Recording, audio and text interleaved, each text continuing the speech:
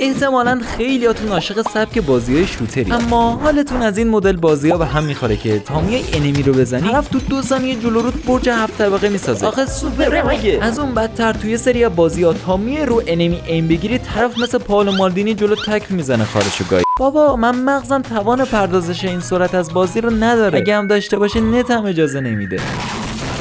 من یه بازی میخوام مثل دنیای واقعی تن در مقابل تن بزنم دهن انیمیا رو سرویس کنم. آرنا بریک اوت دقیقاً همینیه که دنبالش. توی این بازی از دیوار صاف بالا رفتن و خونه سازی و این تفنگو بخر به مولا خودم بهت میگم انیمیا کجان خبری نیست. مثل مرد باید برید بجنگید. جالبیش اینجاست که این بازی تم واقع گرایانه ای هم داره، یعنی اگه تیر بخورید دستتون میلرزه و نمیتونید درست ایم بگیرید. حتی تفنگتون توی حالت عادی ایم نداره مگه اینکه روش اسکوپ نصب کنید، یا حتی توی حالت عادی تعداد تیراتون رو نمیتونید ببینید. عجیبه. اگه دوست داری این بازی رو نصب کنی کامنت پین شده رو چک کن.